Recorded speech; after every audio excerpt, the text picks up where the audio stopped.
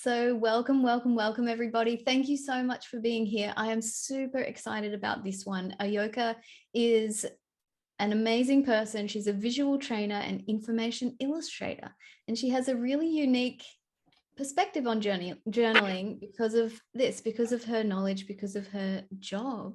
So I'm going to hand you over to Ayoka and she can explain more about what all this is about. Thank you so much for being here, Ayoka. Thank you for having me. I feel very honored and blessed that I can be with you all live. It's great. Hello, welcome to Expressing Yourself with Sketchnotes. So I express myself with sketchnotes and doodles a lot, so you can see that a bit here. Sometimes it's really large and most of the time it's really tiny, but it always comes from my heart and I love it because it's very quick and very spontaneous. I'm quite new to drawing from life. I only started that about 2 years ago. And sometimes I get frustrated because it takes me longer. And I love that sketchnotes just bubble out of me in a way. Now I know how to do them. I can just use them. And I use them a bit like confetti in my journal. I'll show you in a minute. When I was little, I loved stickers. And I especially loved little stickers, and I kind of use them in that way in my journal, that I put some little bits here and there to sprinkle in some joy and some spontaneity and some emotions. So today we're first going to have a look at sketchnotes and practice a bit.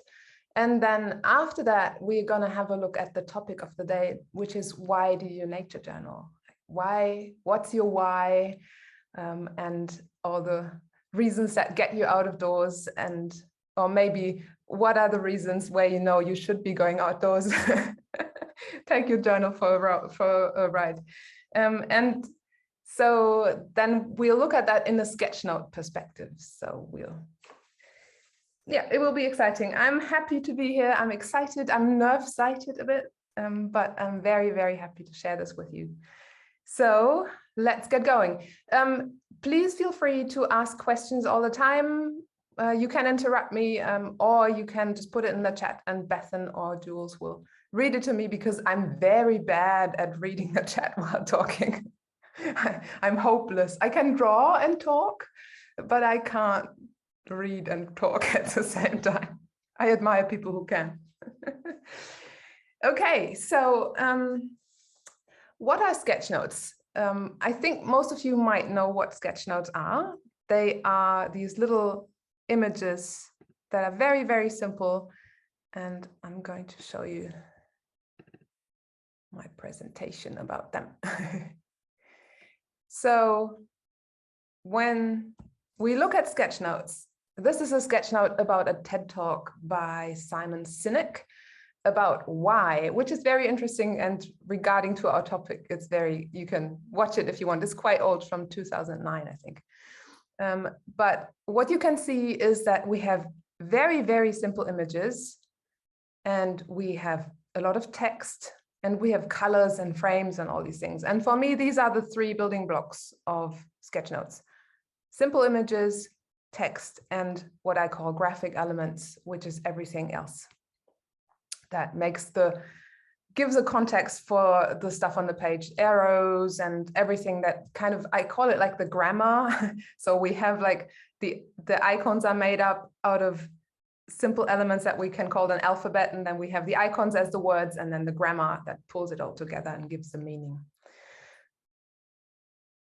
I take notes this way, which is what Mike Rohde, who coined the term sketchnotes, actually, it is note-taking with sketching. This is actually a workshop by Jean who gave a workshop yesterday, Jean McKay, and I sketchnote her workshop a little while ago. And this might take you back to last year. This was Melinda's workshop last year. And if you want to know what sketchnoting and storytelling, how they can work together, go back and watch Melinda's talk. She was sketchnoting the whole time, and it was amazing to just be carried through her story with the images. And lots of these images that you see on my page are actually what she put on her page. So sketchnotes not only are great for note-taking, but something that I find really, really interesting is that they can take you back in time. So this is my I do little doodles every night. I call them gratidoodles. This is a gratidoodle from last year. And I was so happy about International Nature Journaling Week and the community and everything that happened. And also you might remember Emily's workshop about words and poems, and Elizabeth's wonderful workshop about sea squirts. And they are still in my journal, and I really love them, love to look back, and it takes me back to the experiences that I had. So even though these are very, very simple images, like when you nature journal, they have a similar power. They're just a bit different in how they work. How I use them in my journal is often for emotions. So this is Verena from Berlin. She was journaling, what she called a pearl, a tree pearl, which is little things that grow on trees, like the tree forms these little pearls, and they actually give them to you sometimes. And I was so wow, I'd never heard about this.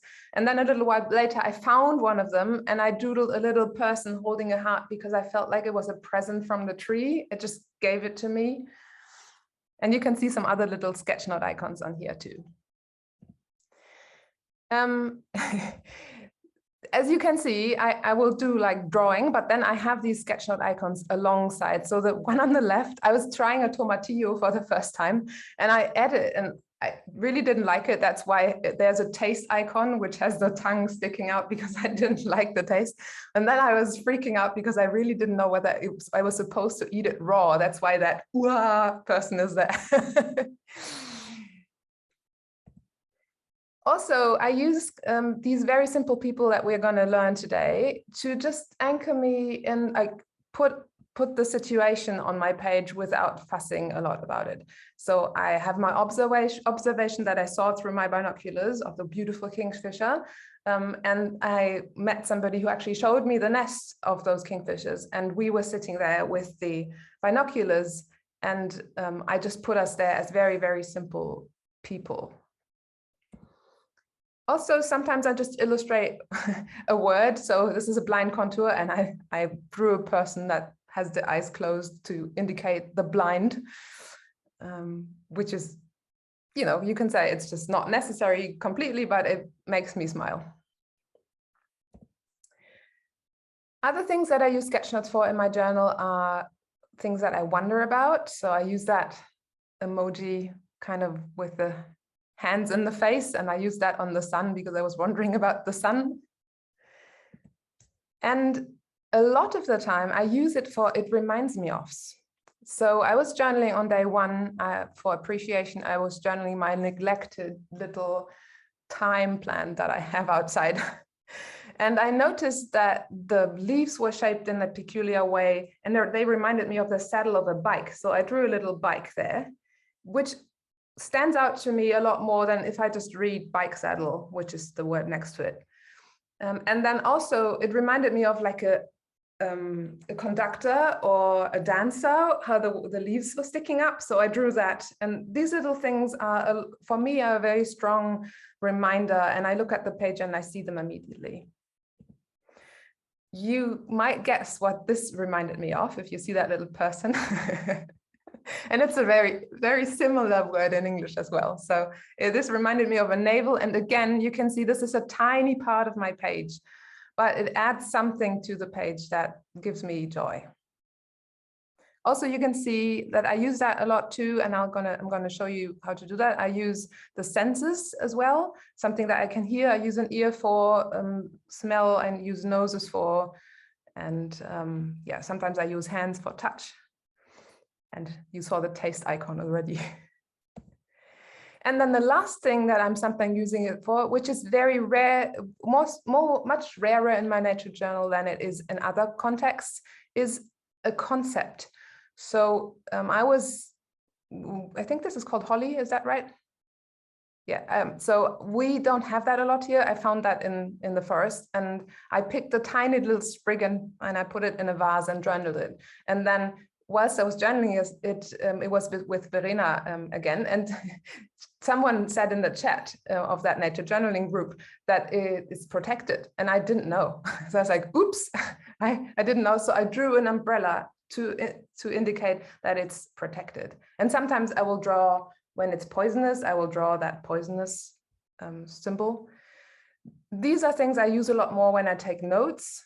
This kind of, more heady concept thing. In my nature journal, I tend to be very, very much focused on the things I showed you already. But maybe that will evolve over time. And I'm very curious to see how you use Sketchnotes in your journals, if you already do. And if you start, then I'm curious about that as well. Is there anything you want to know about or comment on for that? Let's come back. There's no questions in the chat so far, but feel free, anybody, if you have a question. It's a very small group tonight, so there's just 27 of us. Is that your name? Dane's, yeah. Go ahead. Yeah.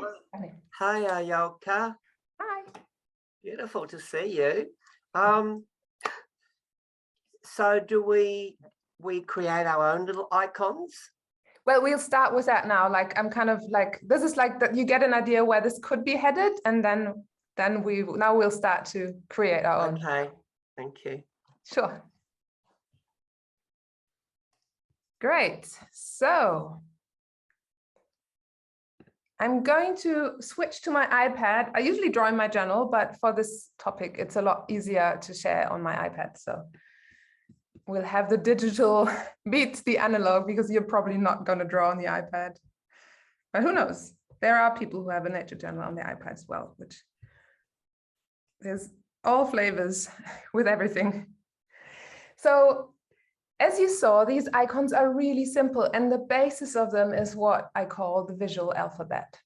And the visual alphabet, I think the term was coined by Dave Gray, who's in that visual field.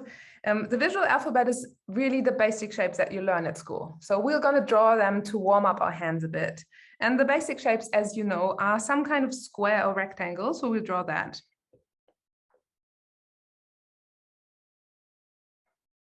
Let's do a rectangle and a square, or something squarish. And then we have a circle and an oval.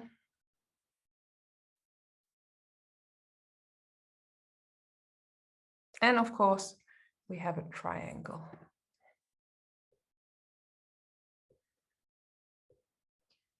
My triangles sometimes look wonky, and someone told me once that it's very easy to get them a bit straight up. If you have the bottom line first, and then where you headed, you put a dot, and then you kind of connect the dot with the corners. So apart from these, you might need bits of these, which in the case of the triangle is like when you build an arrow, you have that kind of little part of the triangle that you use. That could also be a roof of a house, all these things that are just a little bit of triangle. And then we can use parts of the circle, like half circles. And if we put them together, you will recognize that like this could be like a wave, and this, if you put it together in a circle, makes a cloud. So these are things that we find again and again in all these symbols that we encounter. Also, for sure, you will need lines to construct icons. And sometimes they might be dashed lines, or they might be wavy lines or straight lines. And the very trusted little dot, very powerful thing. If you want to, you can practice these things to just warm up your hand a bit. Like I do that a lot when I'm on the phone. So I always doodle when I'm on the phone, and I practice these things because they help me get my hand-eye coordination working better. And one thing to look at is that when we draw fast, oftentimes and it's okay if we draw fast, but sometimes we don't really make the corners rounded, and we sometimes leave a gap. And when you practice, it's like when you practice the piano, practice so slow that you can do it, like you hit all the notes.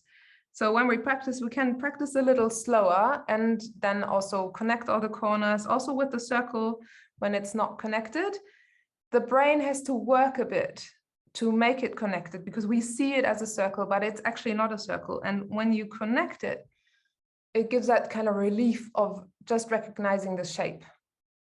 The brain is even capable to recognize something like this as a rectangle, but again, it has to work, and if we connect it, it is easier. So out of these basic shapes, or the visual alphabet, we can now build icons. And the easiest icon, or one of the easiest icons, is a very, very long rectangle. And I call this either doodle Lego, or someone else I know calls it doodle math, which I sometimes call it too, which is very nice. So we build something out of those things that we just drew. So if we have that, and then we have a triangle, and then we have a tiny triangle, and then we do math and it equals, we draw that long rectangle first, and then we add a triangle onto that. And then we add a triangle into the first triangle, and then we have a pen. Or actually it's a pencil. So with Sketchnotes, it depends on where you use them, but if you use them for note taking, they need to be really quick and really simple. So you're looking for the most simple version of an icon. And if I draw a person, a person who has a very tiny pen in their hand, or a pencil, I just sometimes do this, or even sometimes I have just a stick in their hand. Because if it's in their hand, you will know as a viewer that this is something to write with or to draw with. So one thing we can do with these things is then elaborate on them. We have the simple version, but then maybe someone doesn't draw with a pencil, but maybe someone draws with a fine liner. So we can have an image of a fine liner.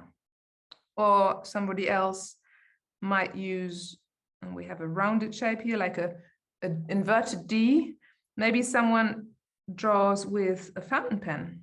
So we just add a tip of the fountain pen, and then a little nub inside, and then maybe one of those clips, and then we have a fountain pen. So it's very easy to talk about your materials that you're using. We'll do a brush as well. Very long and thin and rounded at the end. And then you have the ferrule, and then you have the hairs sticking out, the actual brush.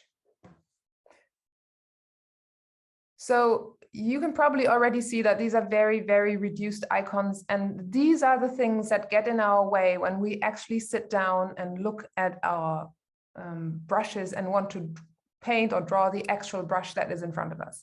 Because we all have these little icons in our heads. They might not be in a way that we can actually put them onto paper yet, but we all have these very reduced versions of things in our heads that we use as a representation internally without us noticing.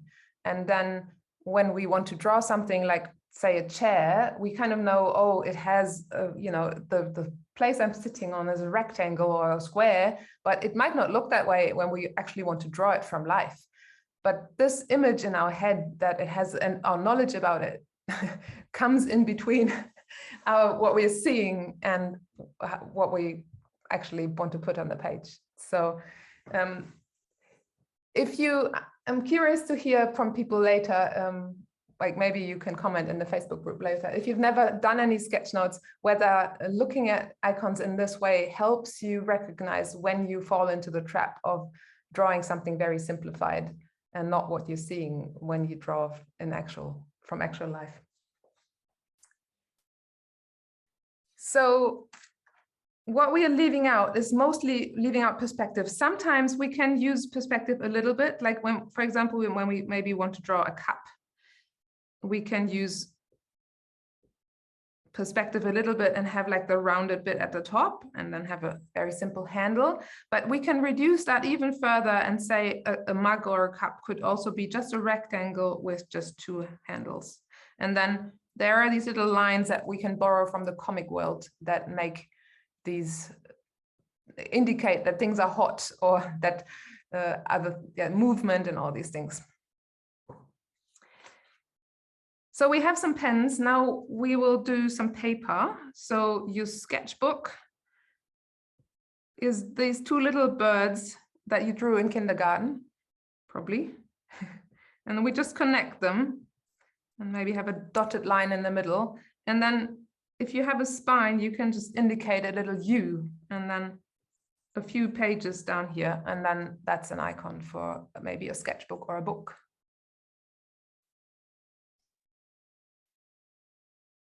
Or if you have a ring-bound sketchbook, you can draw it closed and then add little dots where the rings go. And then just have little nooks that go behind. And there's your ring-bound book, and you can indicate some pages just by a few lines on the sides.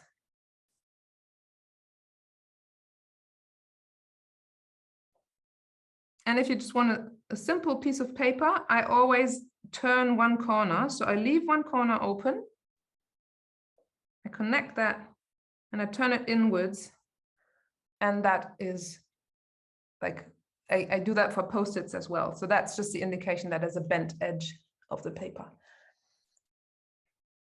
The great thing with Sketchnote icons is that you have them the literal meaning. So let's look at something that's a bit more complex, which is two circles within each other, and then a rectangle on the bottom, and then a rectangle attached to that. And we can have a little line in here. So this is a magnifying glass or a loupe.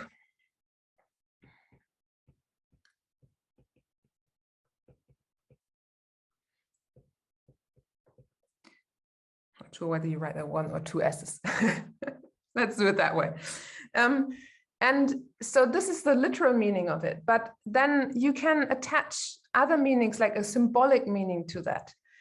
So maybe either just chime in because we're not so many people, or put in the chat, what do you think a magnifying glass could stand for? Like, what does the symbol mean? There would be many meanings probably.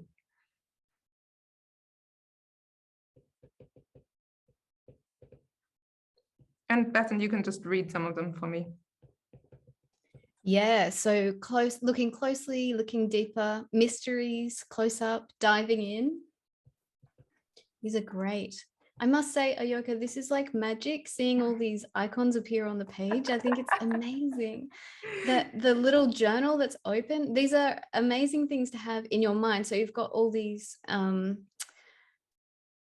this language inside your mind that you can pull out at any time. So more detective work, investigate, research, look depth, search, micro journaling. I like that red one too.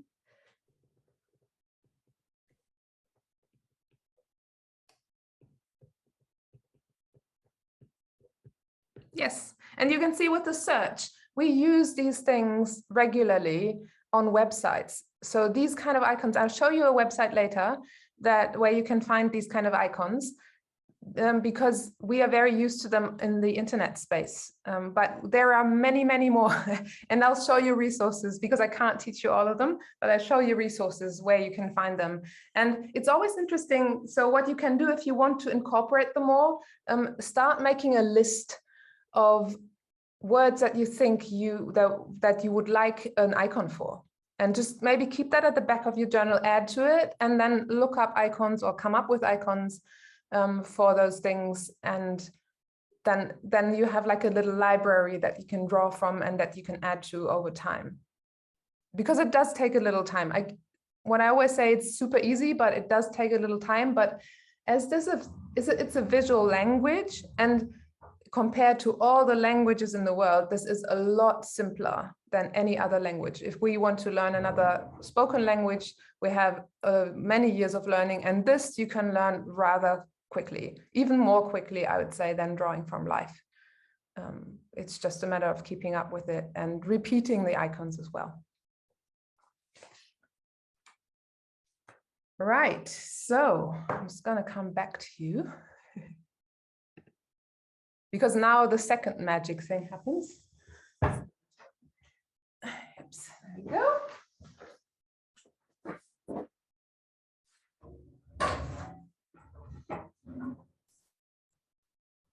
So the first magic is, I'm gonna sit down again first.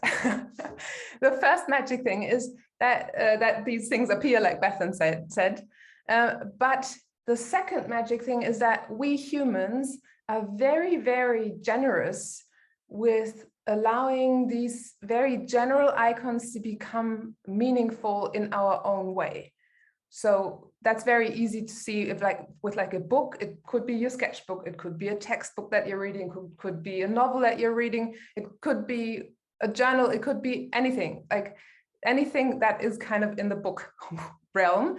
And if you attach that meaning and make it clear, either to just yourself or to other people by saying this is that, or even writing this is that, we will accept that. Because if you think about it, language is very, very weird. Like written language, you have an A and that's a certain shape, and we attach a sound with that, and then we have these different shapes together. Like journal, we have all these different shapes, and then in your head that makes a sound, and that brings a meaning, and it brings up a whole world of associations. It's really, really weird, and we've practiced that from the early days when we were just drawing, and that was our first script. So to give you like an overview of what Sketchnotes can do for us, apart from just the same things as nature journaling can boost your memory and all these things, very obvious things, you know, give insights, capture information, but I feel there's more to it, and I've made a little, some little images about those. And what I want to show you is what I think. These things are human, which I just said that we use them in the beginning of writing and beginning of visual communication. So what I did is I combined two icons. I have like what I think is looking like a genome, a DNA, in a pencil.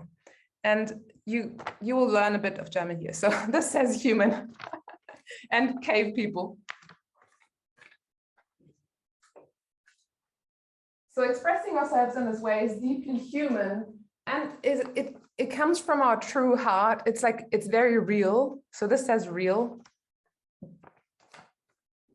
Again, I've combined a heart and a hand, and I've given it a meaning, and you'll believe it because you're human.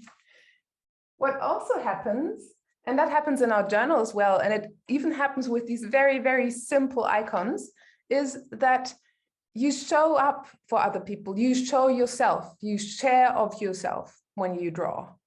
And this can also, your icons will look different than mine. And if we know each other a bit and we draw together regularly, we would recognize each other's icons, even in this very, very simple form. So when you show up as a human being, what always happens when you come from your heart, and that happens here all the time because all you wonderful people who organize these events are very much coming from the heart, then we experience community and connection. And we'll learn how to draw these people in a minute. So this is a very simple icon. It could be a family, it could be friends, it could be any kind of group. But I'm saying this is connection in this context.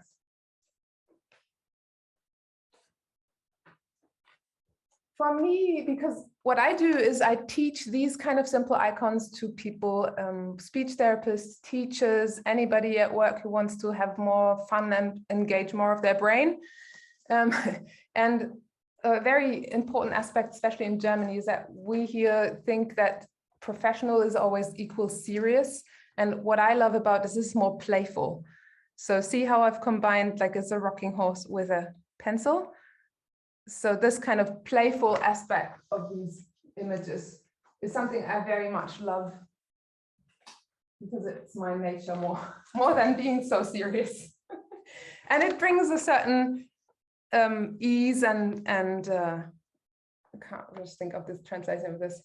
Any of you German peeps, you can put it in a chat. Yeah, it's just it's lightness, maybe that's probably best. And if we are playful and the atmosphere is more light and easy, we are very open for new experiences.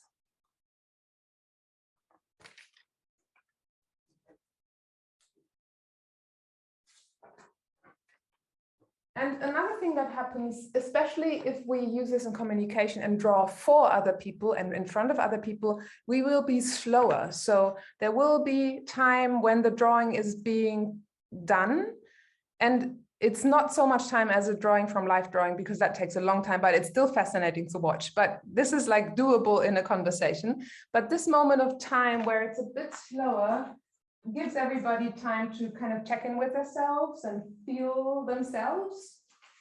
And I found that out of this slowness and playfulness and being human, a lot of the time new perspectives show up that we might not have seen otherwise, because this whole new realm opens.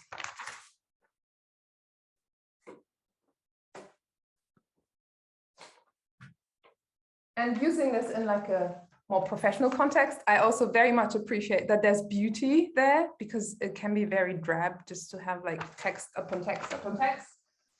So I like that. And also I like that it brings joy, and there's an element of humor that's very easy to infuse with these things. If you have a humorous side, it's very easy to kind of have a humorous touch to it, which I also enjoy. And which is proven to actually help learn. And the last thing is that if you express yourself in this kind of way, and you've noticed that probably with your journals as well, is that you give other people the permission to do the same. So it's just another language that you're using, and then other people can actually, you know, maybe they won't do it themselves immediately, but they just know it's a valid way of expressing themselves, and that way they can do that. I know Billy Joe, for example, she started doing like little emojis at the beginning and the ends of her classes to have students check in how they're feeling now, how they're feeling then. And this is a very, very, very simple way to use like a sketchnote icon in your journal. So, is there any comments or questions about this? You can see that a bit better. I can post a picture of this if you want into the Facebook group. I just love that when you were pulling those out, there is something universal about the icons that we could understand before you even said what that meant in German. Yes. Yes, and my plan for later is when we are looking at the Why We Nature journal, that you actually do that in your own language, the language that's closest to your heart. And I guarantee you that other people, you will explain then what it means, but other people will get a feeling for what you're talking about if they know what the topic is. Yes. Yep. I mean, if you think about it, it's how we all, like as a collective, started to learn how to write. So somebody else? I think I interrupted somebody. Didn't? No. No, there's just everyone's just enjoying it and taking it in. Great. So the most intimidating thing for most people to draw is people. So we're going to have a go at people, because as we are experiencing this world as a person, it's useful to be able to depict ourselves and other people around us. And we have very wonderful tools to depict the nature around us. There's lots of resources out there, but I haven't really seen any real resources for this in the nature journaling community yet. So I'm hoping to give you some ideas.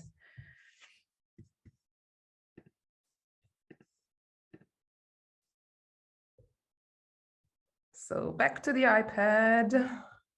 There we go.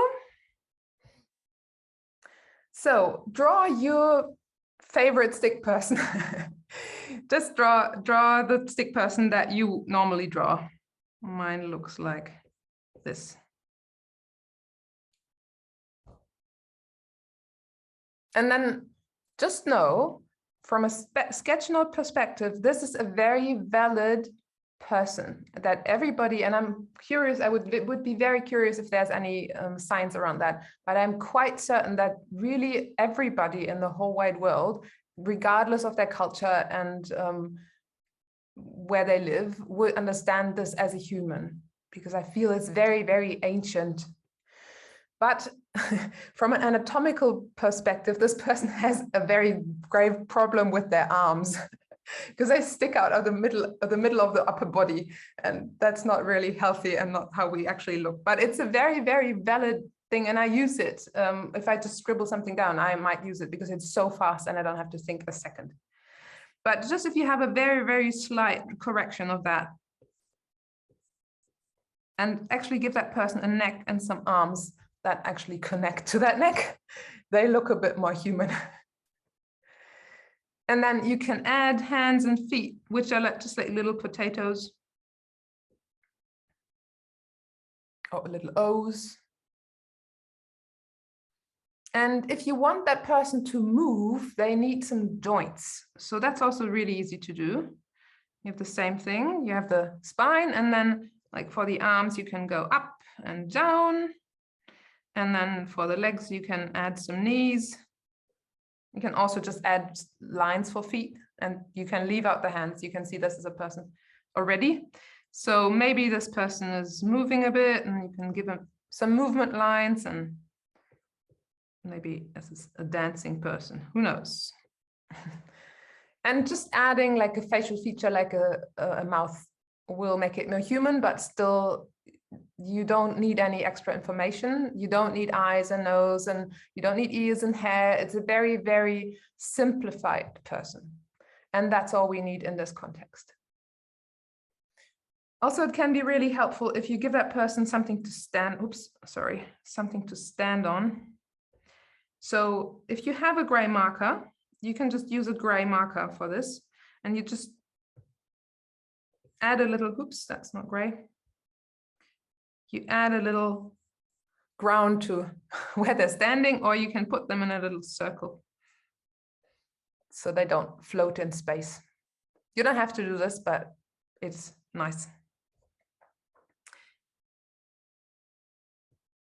So this person is very skinny, and if you think about it, we're actually drawing the bones. We're drawing the skull, we're drawing the spine, we're drawing upper and lower limbs, and we're just drawing the bones of them.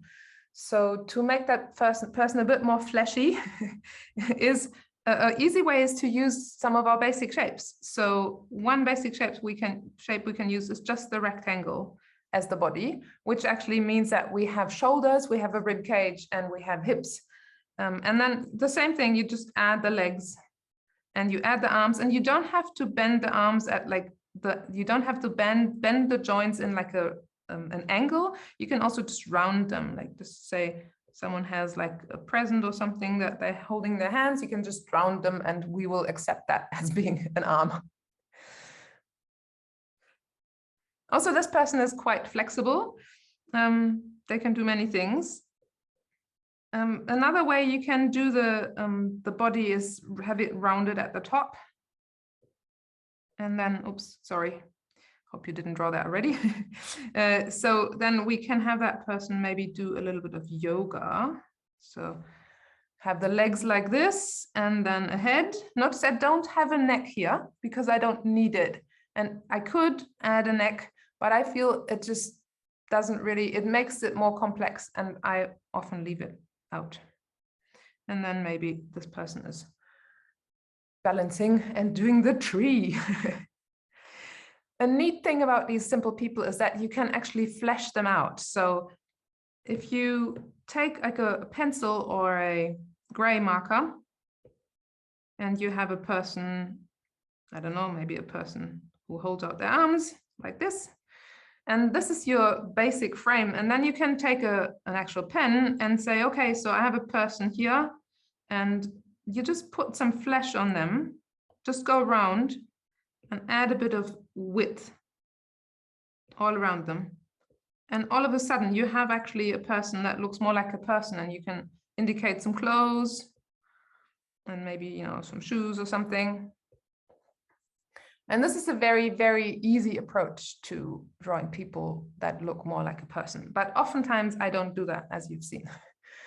There's another type of person that I use a lot, which is the star person. The star person has a head naturally, and it doesn't really have a neck. So the arms and the limbs are like, they are like rays of the star. So we start with one arm, and then we have sort of a W for the legs. So like this and that, and then we have another arm. And the neat thing about them is that they're not quite as so skinny, so you can add more diversity with these people. And they're also very versatile because they can point at someone, or they can even do a handstand. So you have them here, and then have the arms, and then again do the W, but upside down. The great thing about these people is what you already saw with the connection icon, is that they are great in groups. So let's draw 4 heads. And then these have their arms on the shoulder of the next person. So we draw them. And because they are very enthusiastic peeps, we have their arms going up. They could do something else with their arms on the outside as well. And now you just have to place your W's underneath every head, have a bit of arm, and then the next W.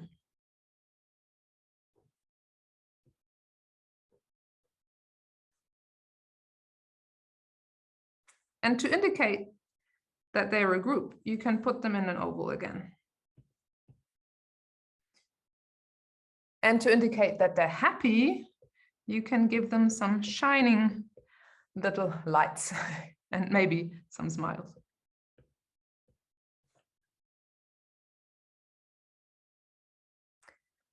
Another way to draw a group that's really easy is from someone called Eva Lotta Lamm. She's a German, but she teaches in English, and she's great to follow. I'll link to some of her resources about drawing people, drawing diversity in people, especially in English, underneath the replay of this video. So you remember those bumps we did with the half circles? You take those and you just draw a few of them. And it's really quick. And then you just add a head to each of them. And that's a super simple group. Also, it's very easy to make that group into an audience. And the way you do that is, as you know, things that are far away look a bit smaller. So you just add smaller circles to the back of that and just go with some dots at the very end. And all of a sudden you have this audience, which is very quickly done.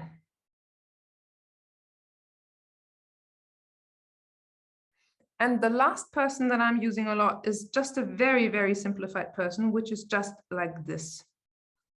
This is like, you know, when you have these I don't know what you call them, when you have a game, a board game, and these things you used to use, the people that you used to play with that march along the little dots on the field, like that. You know, I'm talking about these ones. They look to me a bit like that. So what I use those people for is, for example, if you want to indicate a profile picture on something, I use that. Or I also use that on when I want to indicate a video chat, like what we're doing today, or on your phone. If you draw a phone, it's actually good to use an old-fashioned phone. Like old-fashioned is a bit hilarious, but like more old-fashioned phone. That actually has a home button so you can understand what this is. And then I will just put a person inside and maybe some indication that this is on air. So these are my people that I use all the time. And what I do is I sometimes color code people. So I wear a lot of turquoise, as you can see today. And so I have turquoise as my personal color. So sometimes that's a help if I want to talk about, if I want to indicate on my page very quickly that that's me, I'll draw that. That's my own abbreviation, and it's mostly I know, but that doesn't matter. Is there any questions that you have about this or anything you want to add? There's no questions in the chat, but I'm just so amazed at how just those lines, the lines coming out of the crowd makes it instantly happy, and the little lines coming out of the phone makes it show that there's a signal going out. It's astonishing how those little lines animate it completely. Yes. If you want to dive deep into this, like really deep and get really fascinated, read a book by Scott McCloud. I'm going to put that in the resources as well. It's called Understanding Comics. And this is a comic book by a master comic maker about how comics actually work and why this simplified approach to drawing is really speaking to our brains in a very, very deep way, and how it invites us to identify with these simple people because they're so universal. And I think that's something, because we are very international community, it's lovely. I mean, you don't have to talk about race or gender or anything with these kind of people. Sometimes they do look male because if they're bold, but if you have them really, really simple, like a stick person, it is actually, or these star people, it's very universal. And I love that. You don't have to think about things that are quite complicated sometimes in real life to make everybody feel welcome. That's interesting. In the chat, Annette asks if you male or if you put a gender on the figures, but I think you answered that. Well, I do sometimes, because then I add hair and stuff, but generally it depends. Like if I just, like, this person is the most, this is, I think, a person where nobody really thinks about these things. But yeah, you can. And sure, as I said, someone who's more square will be read more as a male person, and someone, and if there's no hair, you actually kind of think this could be a man. Go watch that video by Eva Lotta Lam about sketching diverse people, and she talks about how you can vary the shape of the body and have somebody in a wheelchair and things, and that's really lovely to watch. It's very interesting information. She's a master sketcher. I love what she does. There's a question about representing newer technology being difficult. So how would you draw a TV? Because the old ones with the pointed legs, very easy, but a flat screen TV, how would you go about doing that? Well, I can show you how I draw my monitor, which is just like this. Like maybe have a bigger foot. It looks very shaky like that. And then you can add like a little, you have to revert back to old technology sometimes to make clear what you're looking at. And you can totally use that old TV with the aerial if you want to show a TV, because everybody still knows that. Remember that in your word processing software, you actually have what do you call them? Diskette? We call them diskette. A floppy disk, as a symbol for saving. And no kid today knows what that is, really. They know a USB stick, but that's kind of also a light bulb. Like now they're looking a bit more like a light bulb again, but for a while with those energy saving bulbs, they look completely crazy, and we were still drawing a light bulb. So these images kind of persist, I think, in a certain way, at least for a while. It's interesting. If I was to draw a phone, I would draw that old style phone from the olden days before mobiles were invented, that had and that's what you get when your phone rings. You get that icon, like, and on your mobile phone, yes. The icon for phone is an old-fashioned handle of an old-fashioned phone. Yeah, interesting. Yeah, because everything, if everything is just a rectangle, what do you draw? It's not. You have to write what it is. Right, now let's go and do some senses.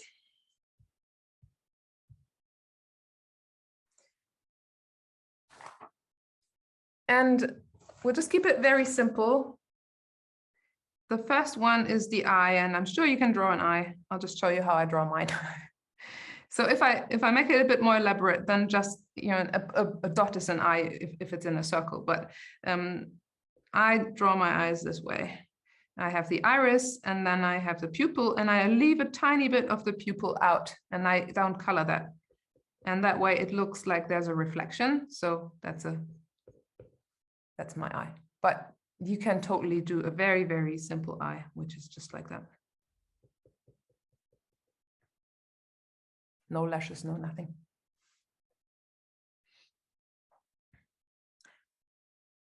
Also not so difficult is the mouth.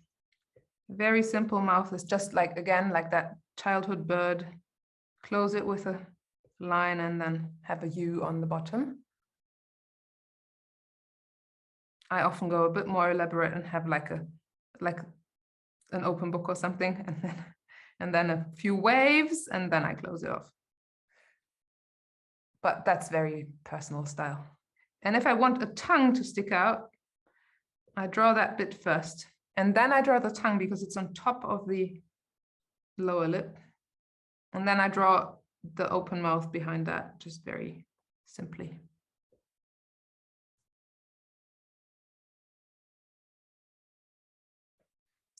Then we come to features that are a bit more difficult to draw. Not because they're actually difficult to draw, but because they're a bit weird looking. So one thing is the nose, and the nose from the side is something that I draw like this. But if it's just without context, it looks a bit weird. So I sometimes draw like a smell that's below or something like that, depending. I just know that it's a nose. Sometimes a bit more recognizable is the nose from the front, like this. And sometimes I add like the ridge of the nose as well.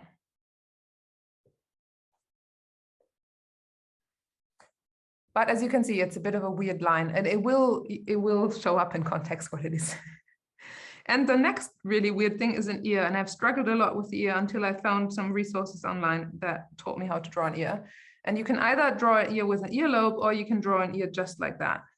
It's not very important. And then the inside is where it gets complicated. And it's actually not that complicated if you practice a bit. You have that little bit sticking out that covers the actual whole of the ear. And then from that, you have a backward S, letter S that goes up. Let's do that again. Little lobe, zoop, S. You could do it otherwise at the other direction, but I really like to start from that little nub. And that goes both ways. So you can turn that around in the other way. You have to practice a bit to do it backwards on the other side of the head. And then one thing that's also a bit weird looking is the brain, but someone in my workshops told me a brilliant brain that I'm using all the time now. And it's super simple. It looks a bit like a weird bread roll. So you start with the side lobe. So the brain has a frontal lobe and a temporal lobe, and you start with that temporal lobe, and then you go to the front and you add the frontal lobe, and then you have a brain. Especially if you make that gray, it looks very much like a brain to me. Chuck. And you can add personality to things. So let's say this is a happy brain. It's a relaxed brain, maybe. It is very relaxed. And you can just give it a personality.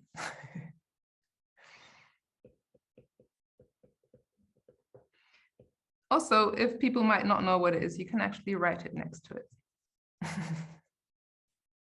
And the last thing, we're not going to go into hands, they're hard, but we're just going to draw one hand. That's a bit easier to just give you an idea. So you draw a circle, and then you draw the fingers, and the secret is in the thumb. So the thumb is on the side, it goes off like this.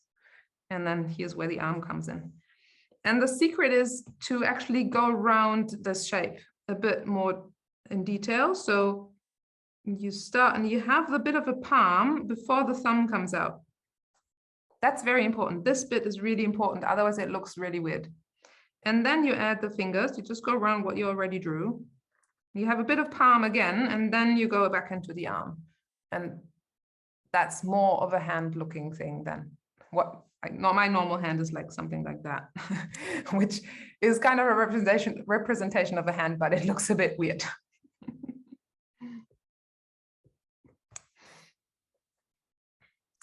Great. So how on earth do you actually come up with all the icons that you might need in a second? I have to open something here. So there are 3 ways that I tell people to find icons. And the first way is very simple. You just go onto the internet.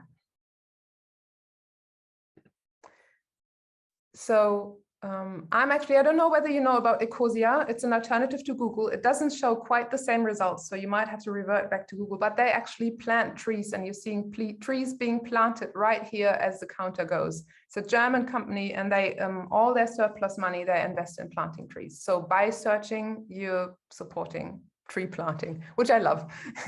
But you can use any browser of any search engine of your choice, and you just put in the name of what you want to search for and the word icon. So let's say something very easy, something you would probably come up with yourself, but we're just going to see what the internet says. You say nature and icon, and then you go into the image search, and then you come up with a lot of different icons that are used for nature. And some of them are very clear, and some of them you might not have thought of. And you can do that also with abstract concepts like gratitude or calm or something. You might not always get good results, but a lot of the time you get amazing results. It's very interesting.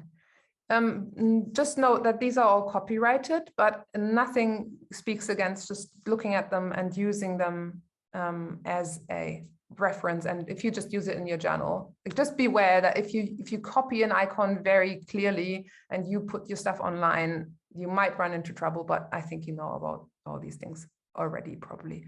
Look at this. There's a very sweet tree, just a swirl with a stem. That's a very neat icon. I like that. So what I usually do is I look at these things, I note some things down or just look at them, and then I close this and then I draw, so that I'm not so easily drawn into just copying what I see. But for learning purposes, sure, go ahead and copy anything you want. And the second website I want to show you, and I'm going to put that in the resources as well, is a website called the Noun Project. And the Noun Project is a website for website developers where they find their icons. So you don't have to put an icon because it only has icons. And you have to enter this in English in this case. So just translate it if you speak another language, use a translator. And then these icons are even more simplified because these are icons that you would see on an actual website. So there we go, lots of nature icons. There will be 50,000 of this probably. So that's what you can do. Like in a few minutes, we're going to start the process of looking at our why. But you can then, when we are in the phase that you looking for images, we're not starting out with images right away, but if we're looking for images, you can use Google or Ecosia or the Noun Project. Maybe you can put that in the chat, Bethan, the Noun Project. That'd be amazing, so people can read it there. And the second thing that you have is your phone. So all the emojis are in your phone. Also hands are in your phone, but they take a bit more practice. So feel free to look at the emojis in your phone. And the third thing is you won't do that right away because you don't have it, but there's some great books. And the best one I found is a German book, but actually because it's only pictures, you can actually have that. You can use it very much and you will be able to understand almost everything. And this is just visual vocabulary of very, very diverse fields.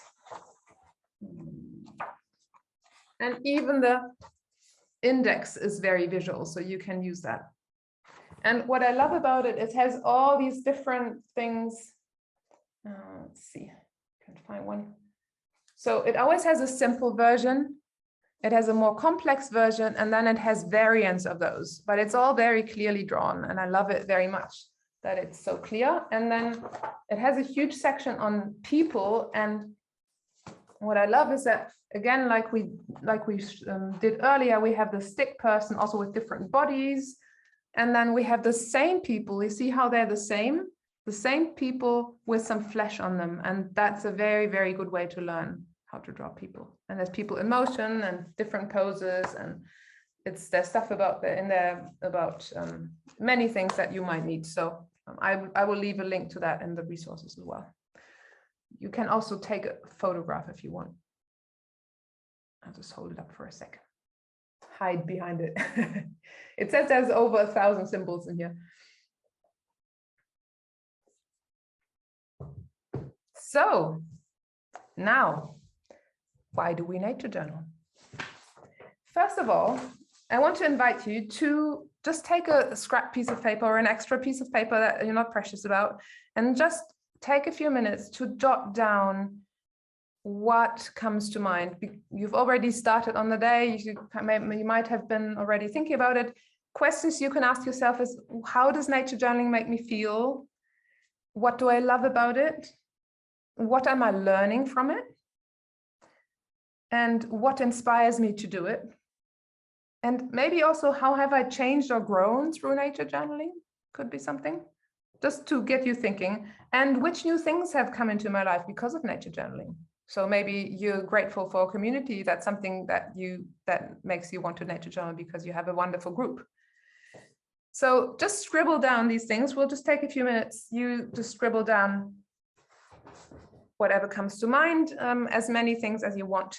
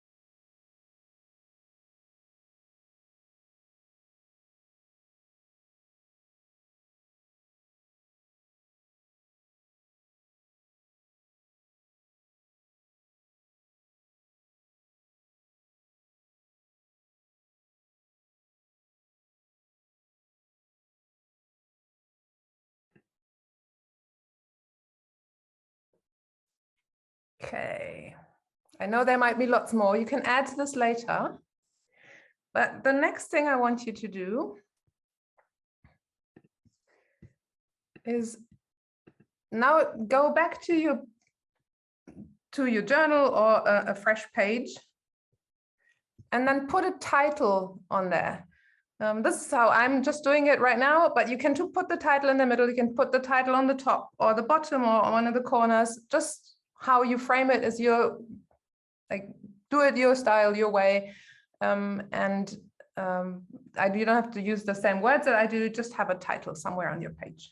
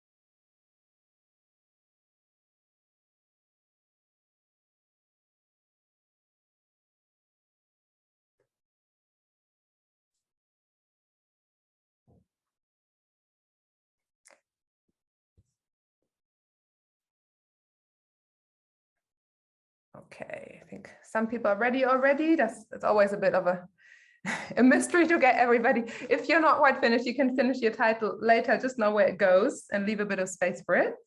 And now I want you to put in the chat, look at your things that you wrote down and pick the two most important ones or one or two that speak to you the most, and let's just collect in the chat. Don't read everybody's right now so much. Stay with yourself. You can read a few, but don't go away from your own feeling, and just put one or two in the chat for us all to read. Why you nature journal and what it brings you.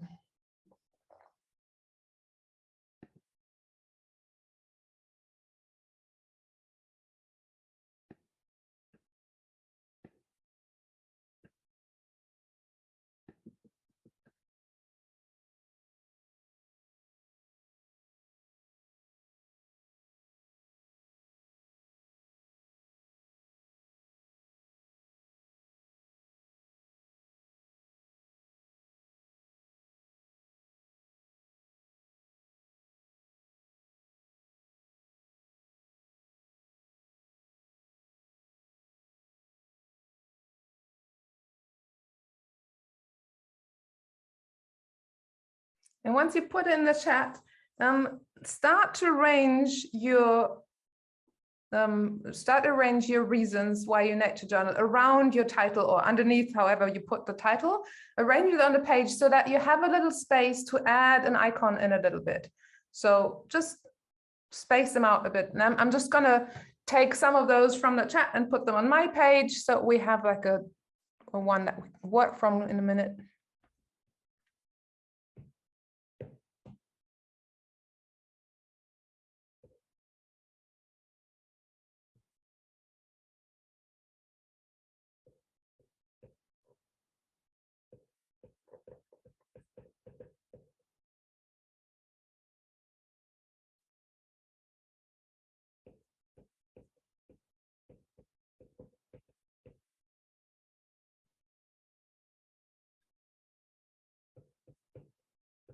And feel free to just have simple words, but you can also have a little sentence. It doesn't have to be all like one word. You can add a few words too.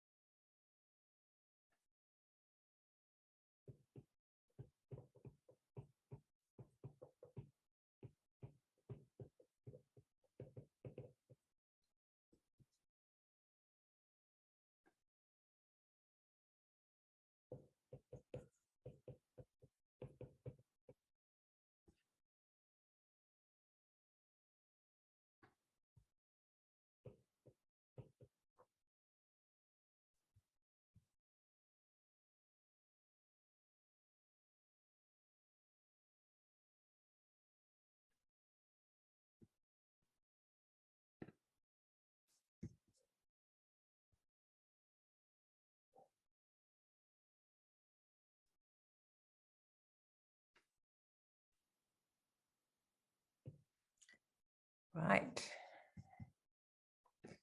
Now I'm gonna show you what I put down. I'm just doing some of them and you'll do your own version. So I'll just have some single words right now. And now the next step will be that we are looking at how can we add little icons to that. And I want us to do that first together, and then we'll do it each individually, because sometimes it can be a bit hard. If you're already like going and you want to do it on your own, just feel free to just add to your page already. But let's look at some of them and just chime in with ideas that you have for some of these. What would you draw for icons for some of these? Just chime in and say something. Or put it in the chat if that's more comfortable for you. Bethan is a wonderful reader. We all love your voice. I'm thinking about awe. The first thing that came to mind was like two eyes really wide open. Ah, good.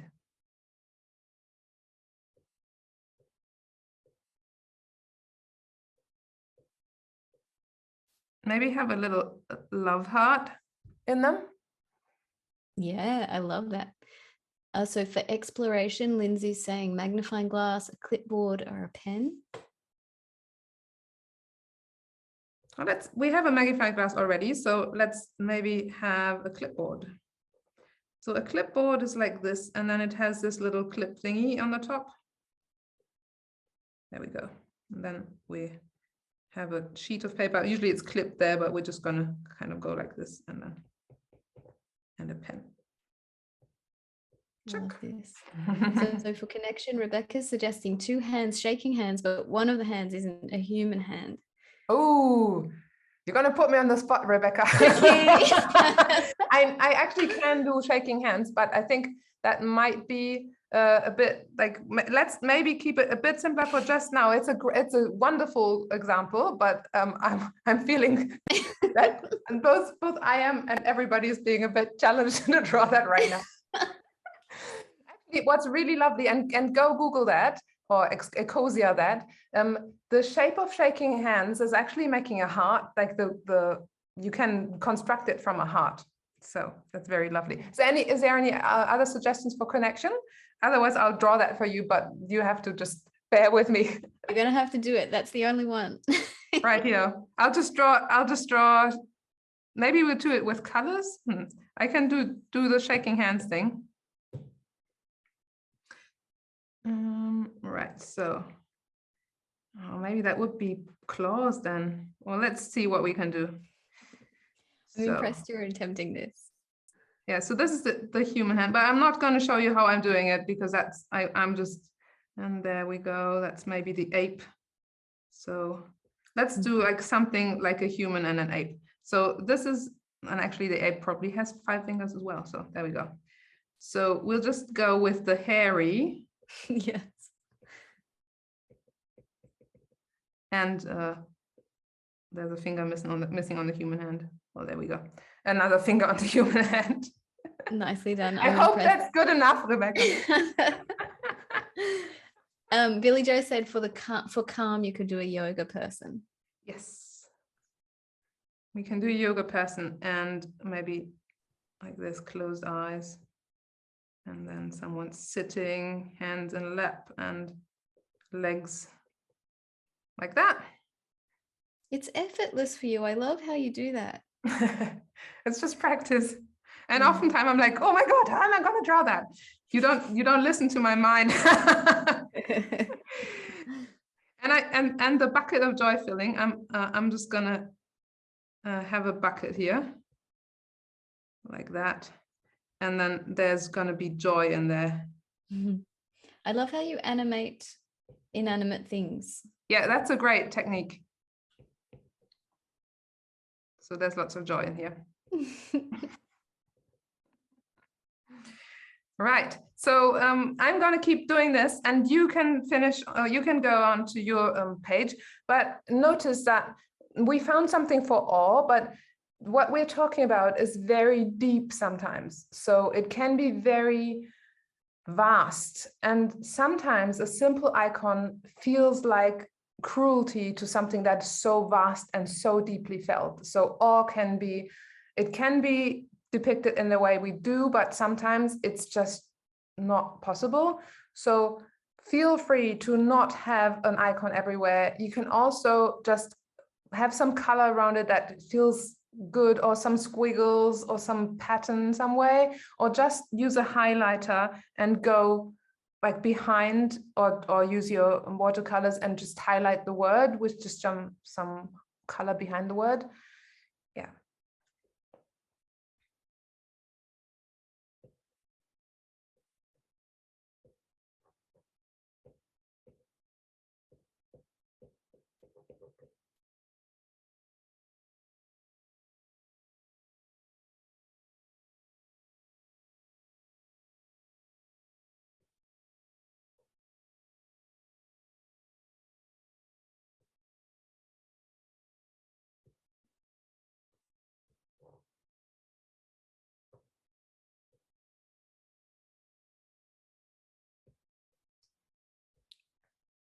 Ayoka, Rebanto has a suggestion for Yes. thoughtful observation. 2 faces, one isn't human and the human with binoculars. Oh my God, Revanto, I'm sorry. I can't do that right now.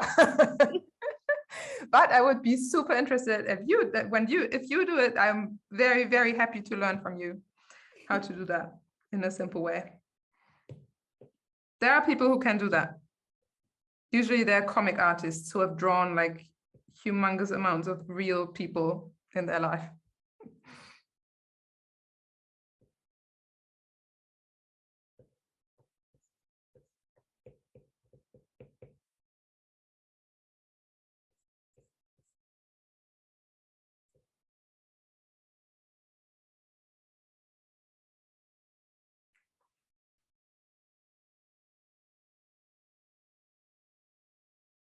And just to say, sometimes it can be super simple. Like connection could also be a few dots that are colored, and then you have lines between them. You can go very abstract. You can just have a heart.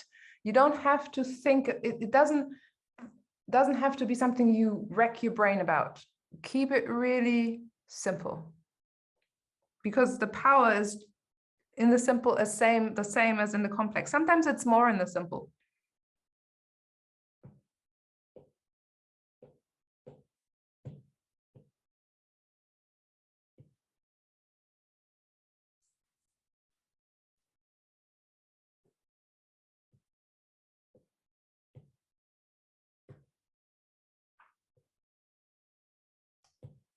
Oh, Cindy has a beautiful idea for connection, which is a chain that you made as a kid, like with the paper, rings of paper all linked together. I love that. That That's reminds lovely. me of childhood too.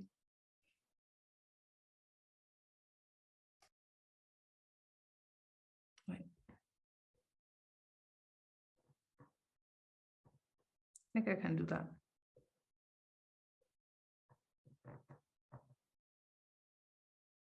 Sort of like that. That's how you did it, isn't it? I was thinking I'm not sure, maybe Cindy, you can speak up. I was thinking she meant like when you get strips of paper and you make a paper chain, like that you might put on a Christmas tree.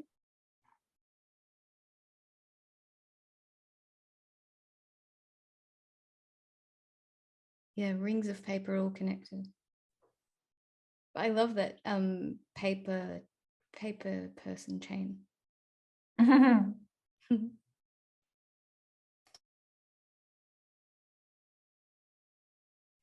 Well, I'm going to make a different page with some extra suggestions.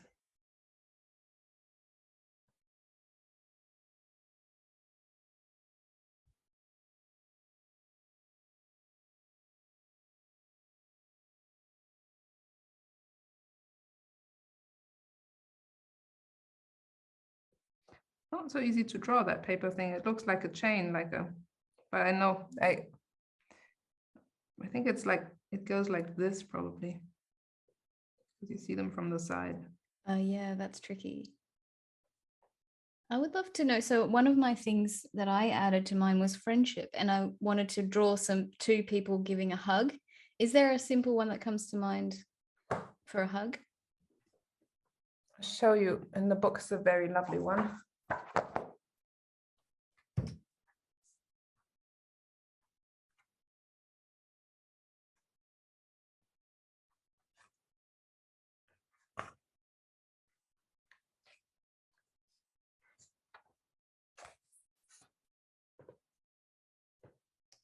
That's so sweet and simple.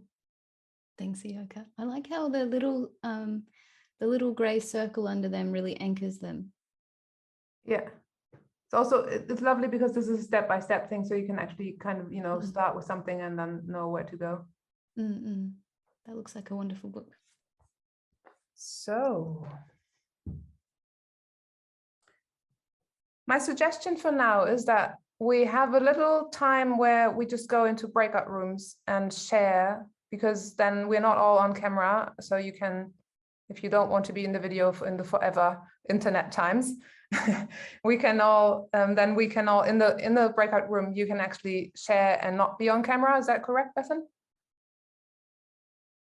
Yeah, that's right. So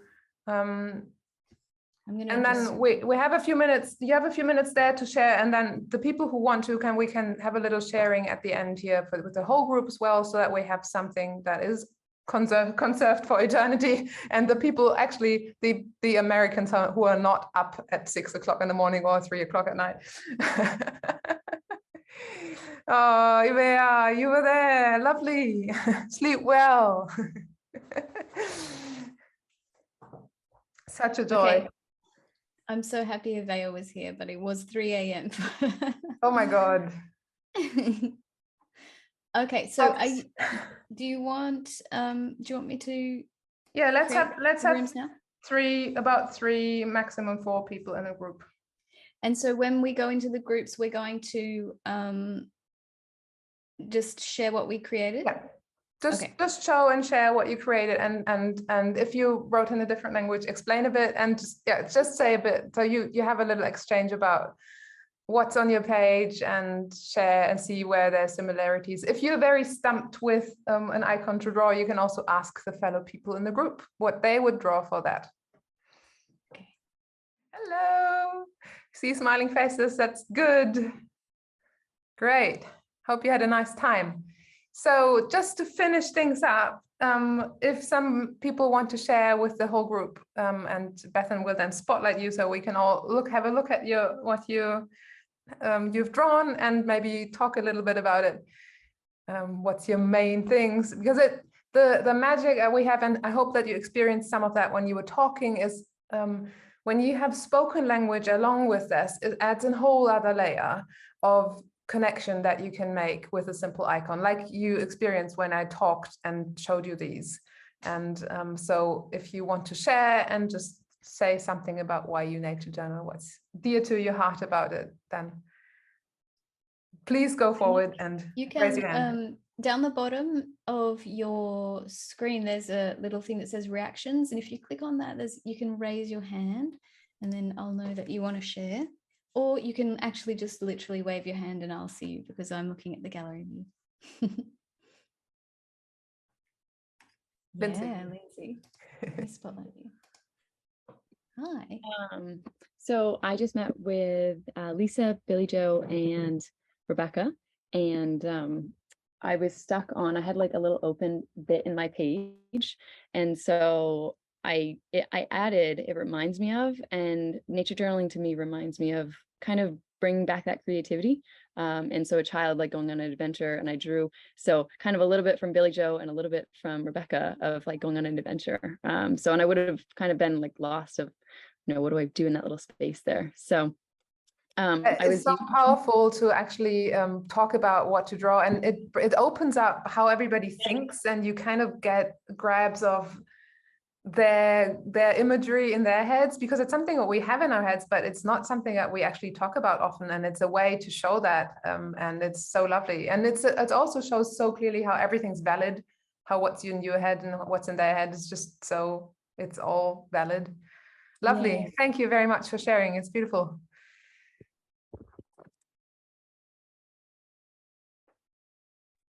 Rebecca.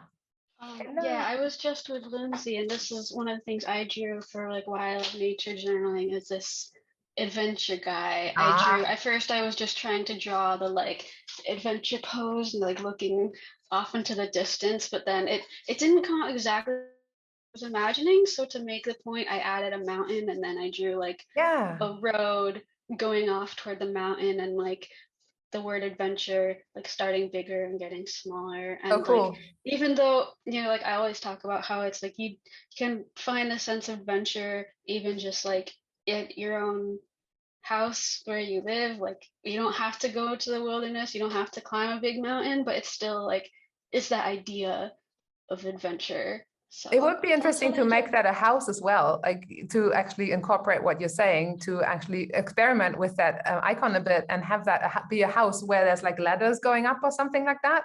Like, Oh, that would be interesting. yeah. So sometimes what we're finding here when you talk is sometimes we have to kind of relate back to stereotypes, and that can be something that can be difficult. So, and to maneuver, and you try to avoid that, but you did beautifully. But and then sometimes they help a lot. So giving somebody a hat and an adventurous pose is also already giving us that spirit of adventure. So it's a bit of a juggling with these things, and just getting wide open with your creativity is a great idea. Yeah. I have a little class on Skillshare about my gratidoodle practice, my gratitude icons, and I show how you can combine icons there just to free your head, like combine icons and just make silly things. So that might be something that would be a good exercise for you. Thank you. Thank you. Raybonto. Hi there.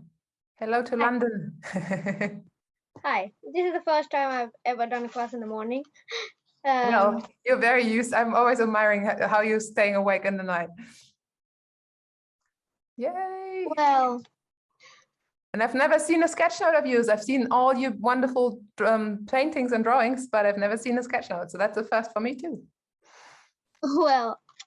I've never done sketchnoting because I have problems with writing because I don't really know what to write exactly. So I don't really write a lot except observations. Maybe that's a gateway for you though. The observation guy with the bird. And you have such a cool way to draw those binoculars. Let's have a look. Wow, it's very simple, super effective way of drawing binoculars. I'm gonna copy that. Yeah, it's easy. And I also like to explore. I've seen pictures of you on your bike. Yeah, after I'm done with nature journaling, I try to go to another park. But yeah. And your title is lovely with the world in it. They look like the world and why in nature journaling, but the why is in the mountains, isn't it? Yeah. Yes. So many creative ideas. Everybody has such cool ideas. And yeah, cool. pretty simple. And yeah, that's a good thing about sketchnotes. They're very simple to draw. Yeah, I draw humans a lot. I don't really so I don't really have problems, but yeah. Very cool. Thank you for sharing, Raybonto. Lovely.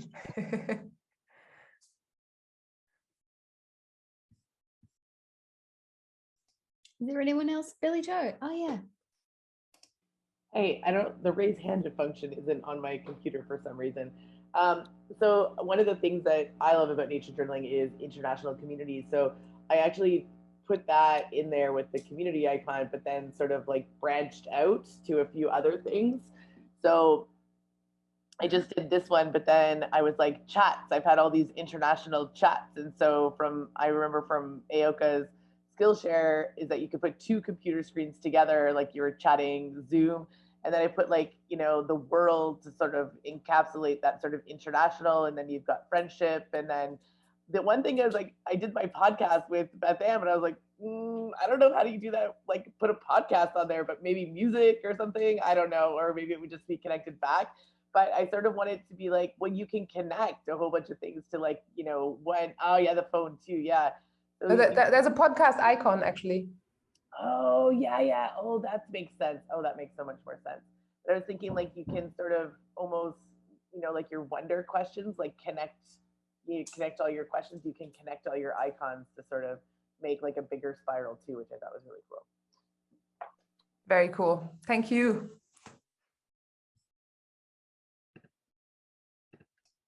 Is there anyone else who would like to share?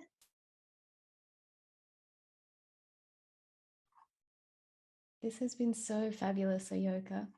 Thank you for being here. It's been such a joy to be with you all. And yeah, if you want a bit more introduction to Sketchnotes, I will leave a link to my Skillshare class that you can watch if you want.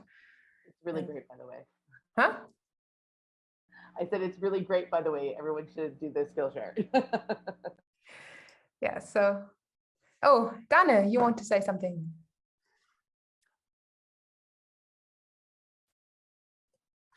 Yes, I just want to recommend to everybody to watch the daily International Journal Week videos. Gee, I saw Billy Joe. I don't know if it was yesterday's or day 2. I saw Ivea Moore. I think that was day 2 or 3. I saw Andy from Australia who sign languaged everything. Oh, they're just breathtaking, those little videos. I can't wait to see tomorrow's. I'm so glad you're enjoying them. They are pretty special, isn't it? All these people are famous because they're on the videos.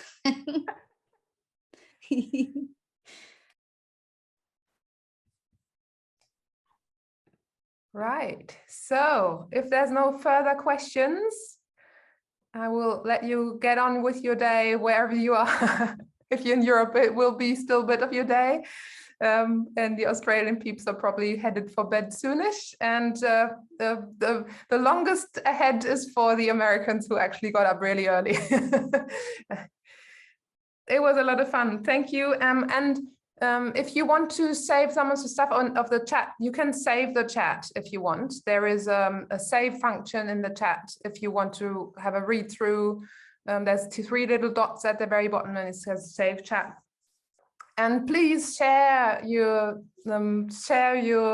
whys on the Facebook group. It would be amazing to have a closer look because you didn't get to see everybody. So I would love to have a browse there and see what you came up with. Amazing. Ayoka, this has been so good. I feel like you've just given us this entire toolbox of new things to use, and I'm excited. I'm excited about it. Especially love your star people. I think they are so adorable. Every one of them was just had its own character. It was beautiful. That's wonderful to hear. I'm just putting the class link in the chat as well, so you can save it from there. If you have to save it again, the chat, if you already saved it, to get the link. Right. Okay, everyone. Thank you so much. Good night. Good day. Take care. Looking forward to seeing everything you do and have fun. Enjoy the week. It's a beautiful week. Thank you, Bethan. Thank you everybody who did this for us. It's wonderful. Thank you, Jules. Yes. Thank you, Melinda. Thank Bye, you, Karina. everyone. Bye. Thanks so much, Ayoka. That was amazing.